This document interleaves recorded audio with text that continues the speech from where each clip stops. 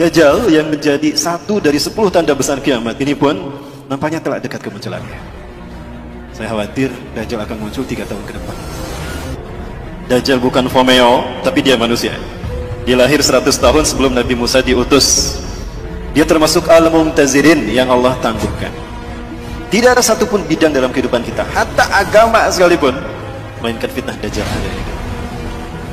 Karena para pengikut Dajjal, mereka ingin menguasai dunia, melakukannya dalam 3 ranah: simbol, ritual, dan arsitektur. Itu 3 ranah yang disentuh oleh Dajjal.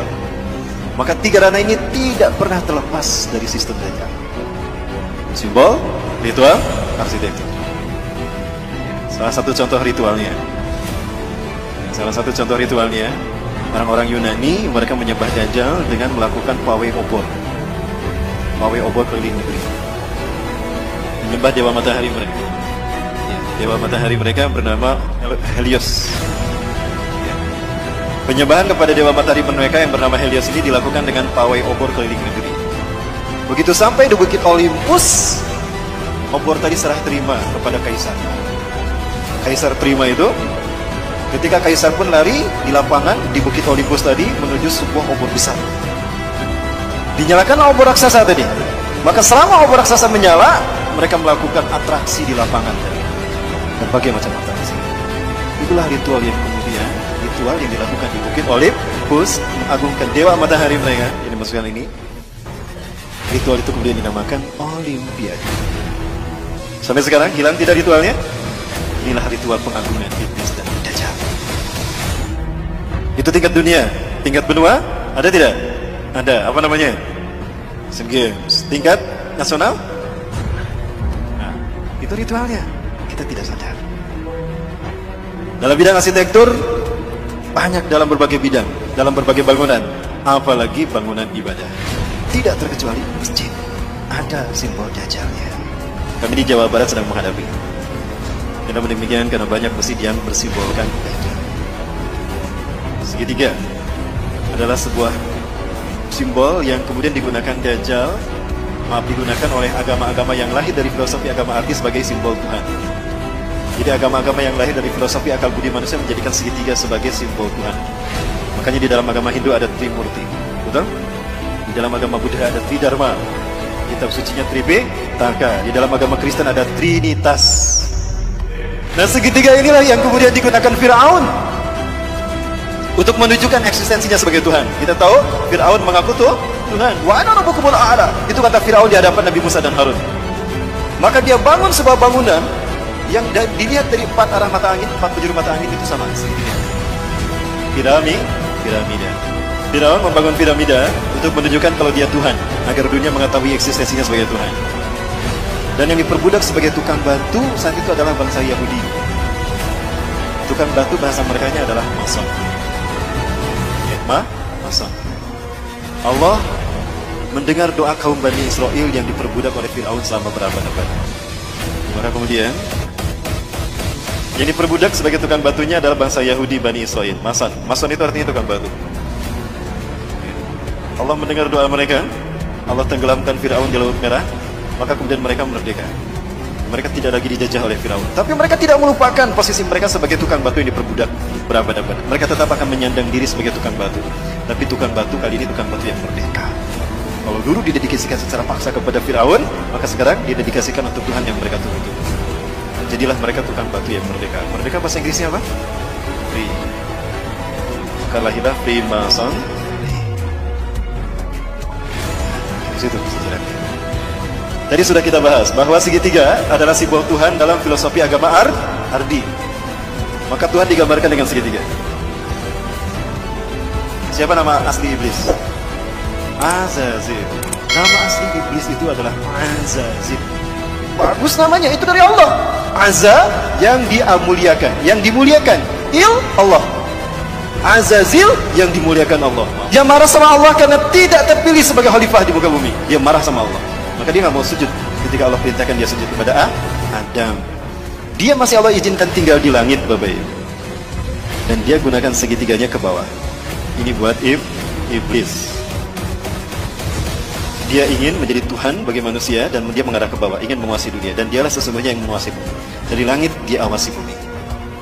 Di bumi ada Dajjal yang sama-sama ingin juga mengaku Tuhan, sama suka juga mengaku Tuhan sebagaimana iblis, dan sama-sama dilahirkan di negara yang Allah binasakan lewat malaikat Jibril. Sama-sama diurus malaikat Jibril dan sama-sama ditangguhkan ajalnya sampai hari kiamat, menjelang hari kiamat.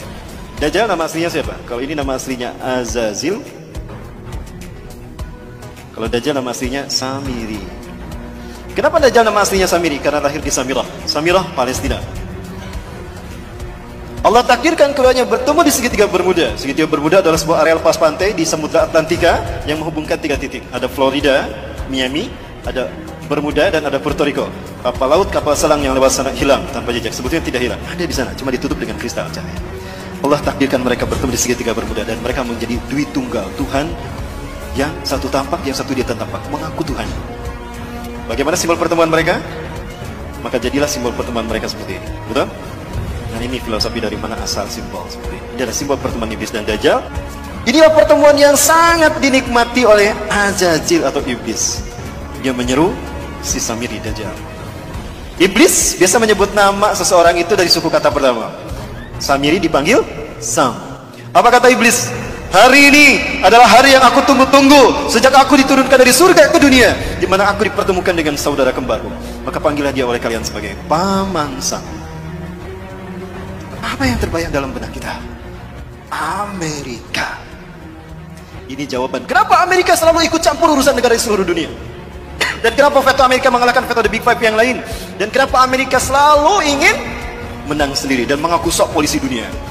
Bukan Amerika yang ditakutinya, tapi who was behind American. Siapa di belakang Amerika?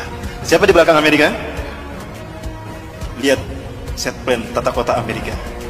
Dan lihat mata uang Amerika. Dan ini terkait dengan ritual ibadah kita. Kenapa? Karena simbol-simbol ini banyak muncul di masjid-masjid. Bukan hanya di masjid, di gereja. Saya bisa tunjukkan satu-satu. Dan bukan hanya di Indonesia, di seluruh dunia. Kenapa tidak ada di tempat penyembahan? Karena iblis dan Dajjal ingin manusia bukan menyembah Allah, tapi menyembah kita, menyembah mereka maksudnya. Nah ini Bapak, kita sudah mulai membedah teka-teki itu kan? Satu persatu. Nah sekarang Bapak Ibu, saya ingin menunjukkan konspirasi iblis dan Dajjal sudah sampai pada penterjemahan Quran. Baik, saya minta yang hadir di sini buka Qurannya semua. Yang bawa Quran, buka Quran surat ke-7 Al-A'raf ayat ke-16. Saya ingin buktikan kalau ini ada konspirasi dalam penterjemahan Quran, konspirasi Yahudi. Dan saya harap Bapak Ibu bisa melakukan kritisi kepada Departemen Agama. Silakan yang di HP pun juga akan saya tunjukkan Bapak Ibu. Di HP pun ternyata ada yang benar, ada yang salah terjemahnya. Sakit tiba saya Mas. Iblis menjawab, karena engkau telah menyesatkan aku, pasti aku akan selalu menghalangi mereka dari jalanmu yang lurus. Bedakan menyesatkan aku dengan menghukum aku tersesat. Kalau kata-kata iblis karena engkau telah menyesatkan aku, berarti iblis sesat karena ada yang menyesatkan, betul? Siapa yang menyesatkannya? Seolah-olah Allah yang menyesatkan kan? Karena engkau telah menyesatkan aku. Iblis berkata begitu. Berarti yang bersalah siapa? Allah yang telah menyesatkan iblis loh. Kok jadi Allah yang disalahkan? Betul Bapak Ibu? Nah, sepakat gak kalau kita minta kepada Departemen Agama dirubah terjemahnya? Sepakat. Itu terjemahan yang diinginkan Yahudi Bapak Ibu. Iblis korban ketidakadilan Tuhan. Harusnya dia yang menjadi khalifah di muka bumi, bukan Adam. Maka Zionis Yahudi nggak mau menyebutnya iblis. Iblis itu artinya pembangkang. Ablasi iblis pembangkang. Maka dia diberi nama dengan nama yang terhormat. Zionis Yahudi memberikan nama yang terhormat bagi Azazil, bukan iblis. Ada yang tahu? Lucifer. Pernah dengar Lucifer? Maka para pengikut iblis disebut Luciferian.